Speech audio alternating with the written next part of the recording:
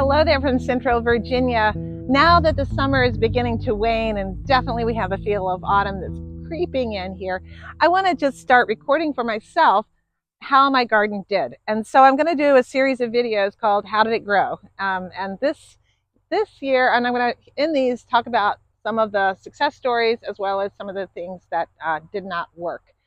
So let's start with eggplant. So today I'm going to talk about my eggplant. All right, last year, eggplant went fantastic. I had abundant eggplant all season. And this year, I had struggles from the very beginning.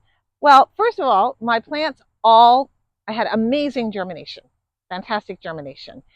And then I planted them and in a bed. And I thought it was I was a little bit risky, but I planted them in the bed and I went away for the weekend and I came back and these seedlings, which had been beautiful seedlings, had been completely pulverized by flea beetles to the point where they just couldn't recover. I had a few seedlings left that were growing in pockets and I went ahead and I planted some of them. All right, so I planted them in the bed. They grew. This time I put netting over them, which is a very smart thing to do to keep flea beetles off. Just to be on the safe side that I'd killed all the flea beetles that were in there, I used some Captain Jack's spinosad on those seedlings. They all grew really, really well. Then one day I came out, seedling was gone. Just gone, not chopped off, just gone. That means voles, most likely. Then they got seedling number 2, seedling number 3, and they picked on through. I only had 2 seedlings left in that particular bed, and I'll show you what happened. Believe it or not, this mess is now full of marigolds and a runaway tomato plant and some basil and other things. But it had seedlings in there, but they gradually got eaten by voles.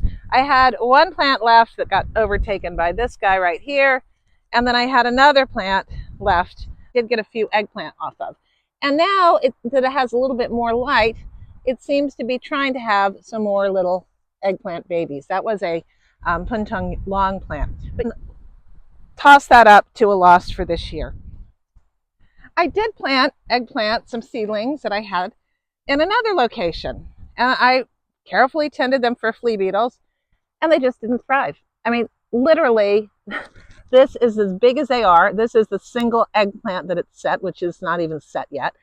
I cannot figure this out for the life of me. The only place I had success growing eggplants this year and actually got a production was growing them in large pots.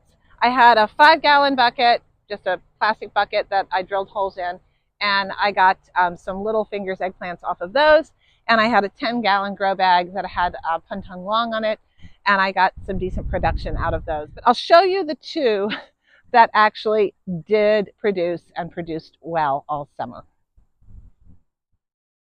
I planted this row of, well, this was a tomato and a basil growing in there.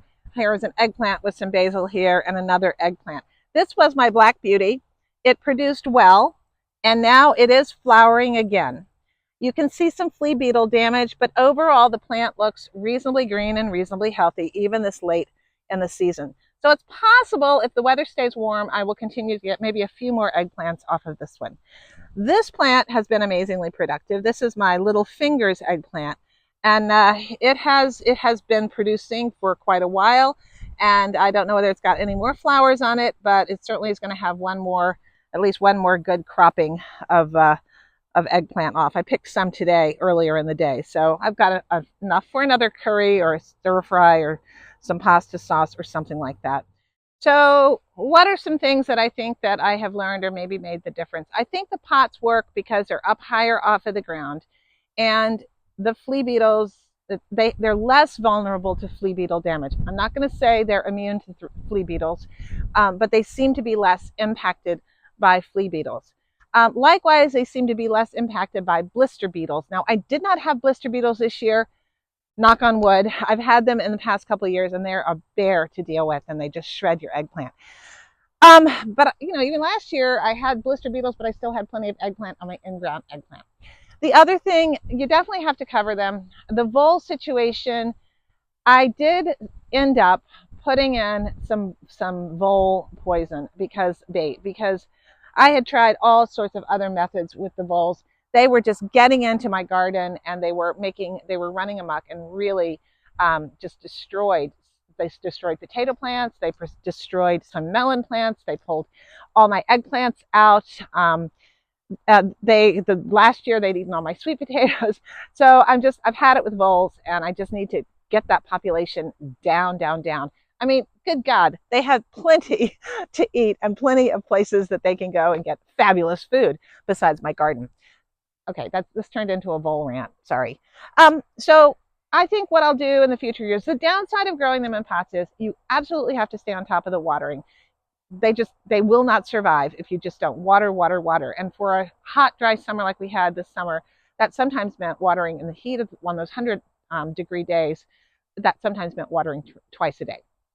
The other thing you've got to do if you're going to grow them in pots, and I did this, is be pretty routine about your fertilization.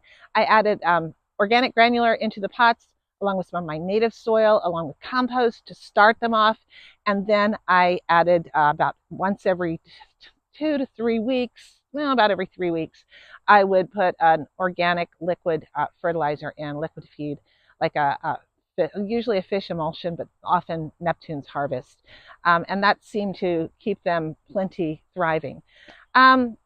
Yeah, so will I grow eggplant again? Yes, I'm going to try again. I'm never going to stop trying to grow eggplant. Will I try to grow them in the ground next year? I am going to try it again if I see that I have actually truly knocked the vole population back on its heels. But if I've got the vole population under control, then I will definitely plant them in the ground again. My rules will be cover immediately, have backup plants ready, and stay on top of the flea beetle situation, because they do pulverize and the little seedlings really badly. All right, so that is How Did It Grow episode 1. I'm doing this as much for my own kind of recollection and record as anything else, and maybe it'll help you along the way too. Maybe you'll have some suggestions about what I can do to grow eggplant even more successfully. I'm not going to say I had a successful year this year, but at least I got some eggplant. There are always things that come up, which is one of the things I love about gardening. It's not predictable. It's predictable, but not predictable. It's problem solving constantly. It's being delighted by some things that happen. That's what it's all about. So at any rate, that's a long ramble. Thank you so much for watching. I hope your garden's growing well. Take care. Bye.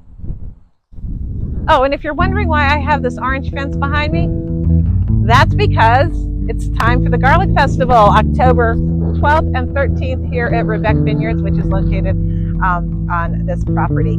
So if you're in Virginia, it's a huge event with 4 stages, loads of music, loads of food, lots of wine tasting. The Virginia Wine and Garlic Festival at Rebecca Vineyards, October 12th and 13th, which is why I have this fencing. That turns into a parking area.